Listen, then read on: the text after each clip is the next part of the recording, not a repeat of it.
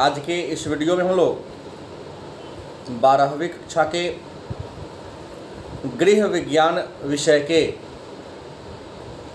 Chapter number 9 के महत्वपूर्ण लघु उत्तरीय और दीर्घ उत्तरीय प्रश्नों पर परिचर्चा करेंगे। चैप्टर नंबर 9 जिसका नाम है वृद्धावस्था मतलब ओल्ड एज। पहला प्रश्न है तो वृद्धावस्था क्या है? वृद्धावस्था क्या है अथवा वृद्धावस्था कहते किसे? आपका उत्तर होगा वृद्धावस्था मानव जीवन की अंतिम अवस्था है। वृद्धावस्था मानव जीवन की अंतिम अवस्था है। इसकी शुरुआत 60 वर्ष से होती है और यह मृत्यु तक चलती है। इस अवस्था का संबंध ह्रास से है। ह्रास मतलब कमी से। दूसरा प्रश्न है तो वृद्धावस्था की कितनी अवस्थाएं? वृद्धावस्था की कितनी अवस्थाएं हैं? तो विद्वानों ने वृद्धावस्था को 2 भागों में बांटा है। वृद्धावस्था की 2 अवस्था हैं। नंबर 1 पूर्व वृद्धावस्था। पूर्व वृद्धावस्था यह 60 वर्ष से लेकर 70 वर्ष के बीच की अवधि। दूसरा है उत्तर वृद्धावस्था। और उत्तर वृद्धावस्था की जो अवधि है, जो समय है, जो आयु है, वह 70 वर्ष से प्रारंभ होकर मृत्यु तक चलता है। तो फिर एक नया प्रश्न होगा, बुढ़ापा क्या है? बुढ़ापा क्या है अथवा बुढ़ापा कहते किसे? बुढ़ापा क्या है और बुढ़ापा किसे कहते हैं? इसे सेनेसेंस भी कहते हैं। क्या है बुढ़ापा? क्या है सेनेसेंस? तो आपका उत्तर होगा वृद्धावस्था में होने वाले शारीरिक तथा मानसिक ह्रास धीमे लेकिन क्रमिक रूप से होता है।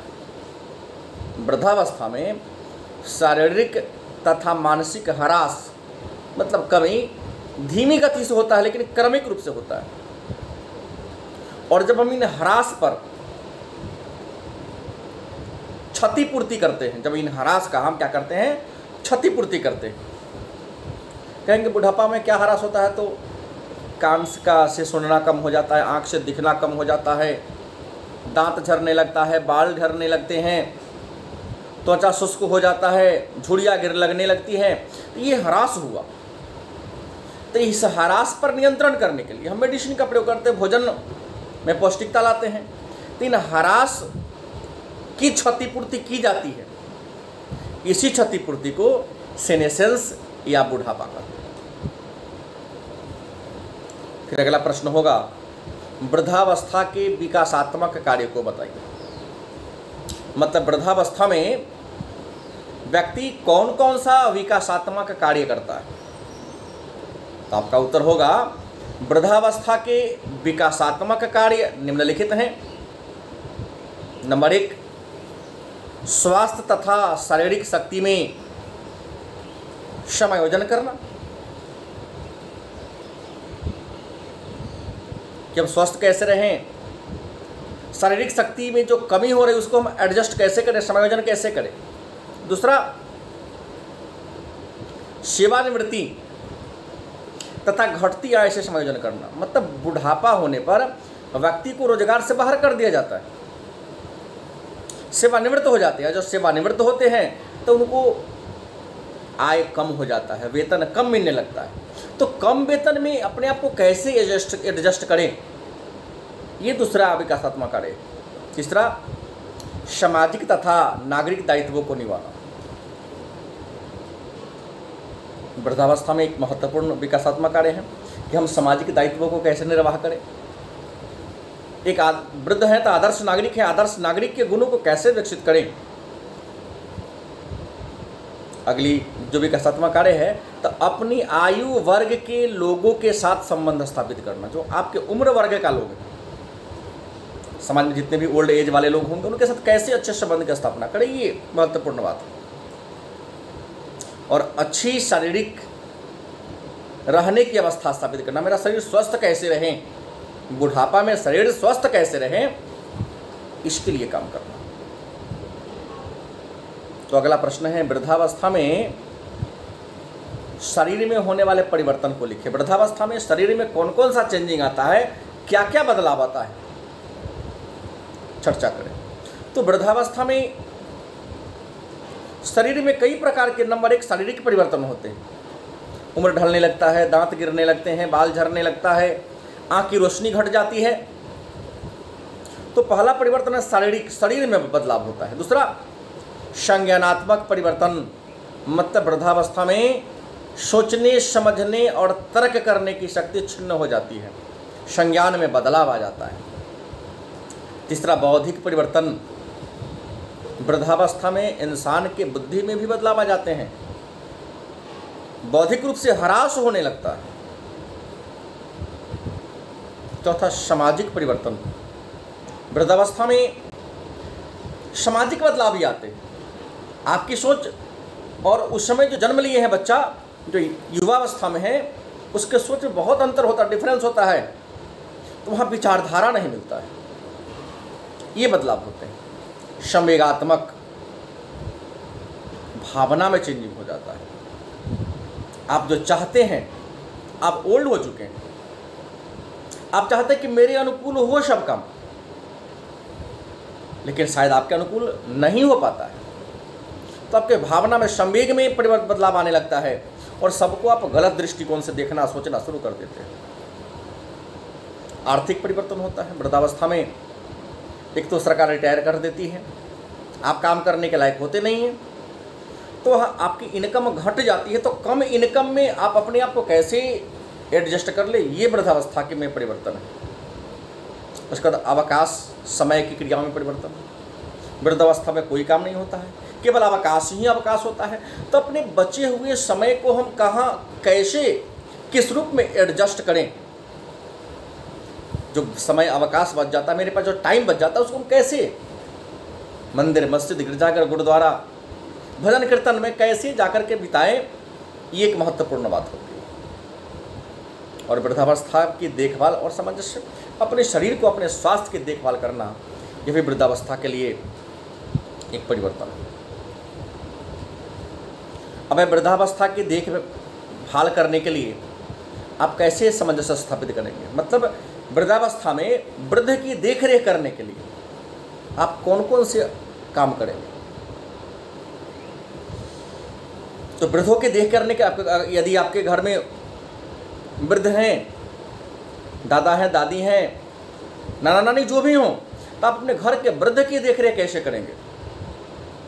तो सबसे पहला कि परिवार के जितने भी सदस्य हैं, सबको सबसे पहला काम क्या करना होगा कि उनके साथ सहानुभूतिपूर्ण और प्रेमपूर्ण संबंध स्थापित करना होगा। आपके घर में यदि वृद्ध हैं, अगर आप चाहते हैं कि स्वस्थ रहें, वो सुखी रहें, तो उनके साथ सबसे पहले सहानुभूतिपूर्ण और प्रेमपूर्ण संबंध की स्थापना करना होगा, व्यवहार करना होगा। दूसरा, वृद्ध की दृष्टिकोण को समझना होगा कि क्या चाहते हैं। जो वृद्ध हैं उनके दृष्टिकोण को समझना होगा, जो चाहते क्या है। तीसरा, सामाजिक गतिविधियों की स्थापना करना, मतलब वृद्ध के लिए क्या करना होगा कि उनके लिए सामाजिक गतिविधि, कुछ ऐसा एक्टिविटी करना होगा जिनमें लगे रहें, फंसे रहें, ताकि उनको किसी बात की चिंता ना हो, काम में भूल जाए। वो छोटा मोटा ऐसा काम उनको लगा दो ताकि उसी में वो व्यस्त रहे हमेशा। अगला महत्वपूर्ण बात, हम सबको समझना होगा कि जो हमारे घर के वृद्ध हैं, हमारे घर के जो ओल्ड एज वाले लोग हैं, हमारे लिए अमूल्य धरोहर हैं। वृद्ध हमारे लिए अमूल्य धरोहर है। कहा भी जाता है ग्रामीण क्षेत्र में वह एक विशालकाय हाथी के समान है, जो दरवाजे पर अगर कुछ कर तो नहीं रहा है लेकिन खड़ा होकर भी घर की बहुत बड़ी शोभा है वो। तो अपना अमूल्य धरोहर समझकर उनकी देखरेख करनी होगी और उनके सुरक्षा के लिए हमेशा नया नया हमें काम करना पड़ेगा। अगला प्रश्न है, क्रोध प्रबंधन क्या है, या क्रोध प्रबंधन से आप क्या समझते हैं? आपका उत्तर होगा, क्रोध एक प्राकृतिक संवेग है। क्रोध एक प्राकृतिक संवेग है, प्राकृतिक भावना है। अतः क्रोध पर नियंत्रण करने के लिए किया गया प्रयास, किया गया उपाय क्रोध प्रबंधन कहलाता है। और क्रोध कई कारणों से हो सकता है। निराशा, आवेग में नियंत्रण, दूसरों पर निर्भरता, इच्छा का पूरा न होना और आपके अनुसार कोई काम न हो रहा, यह भी आपके क्रोध का कारण हो सकता है। तो प्रश्न है, क्रोध के कारणों को लिखें। वृद्ध व्यक्ति को क्रोध क्यों आता है? वृद्धावस्था में क्रोध के कारणों को लिखें या क्रोध के कारणों को लिखें। तो वृद्धावस्था में जो क्रोध होता है, इसका पहला कारण सामंजस्य की स्थिति। वृद्ध एडजस्ट नहीं कर पाते हैं, क्रोध का पहला कारण। दूसरा, जीवन साथी और प्रियजन की मृत्यु भी क्रोध का कारण बनता है। उसके बाद स्वयं को उपेक्षित महसूस करना। परिवार समाज में रहते हैं लेकिन स्वयं को उपेक्षित महसूस करता, यह भी क्रोध का एक कारण है। जीवन में असफलता, जिन्होंने बहुत सारे काम किए सफलता नहीं मिली, यह भी क्रोध का एक कारण है। युवा पीढ़ी में समायोजन का अभाव, जो युवा पीढ़ी के लोग हैं उनके साथ आप एडजस्ट नहीं कर पाते, समायोजित नहीं कर पाते हैं, यह भी वृद्धावस्था के क्रोध का कारण है।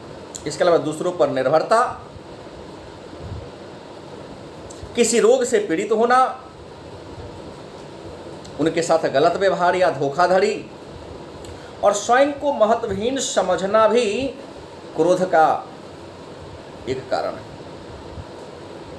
और आज का अंतिम प्रश्न है, क्रोध पर नियंत्रण के उपाय बताइए। आप अपने ऊपर जब क्रोध आए या वृद्धावस्था में आप हैं, यदि आपको क्रोध आता है तब क्रोध पर नियंत्रण कैसे कर पाओ? तो क्रोध पर नियंत्रण के लिए सबसे पहले तो ये होगा कि परिवार के सदस्यों को यह ज्ञात होना चाहिए, जानकारी होनी चाहिए कि क्रोध उत्पन्न होने का कारण क्या है। दूसरा, यदि क्रोध आए तो अपने परिवार के सदस्यों से, अपने प्रियजनों से खुलकर बात करनी चाहिए कि हमें क्रोध क्यों आ रहा है, हमारे क्रोध का कारण क्या है, वजह क्या है। तीसरा,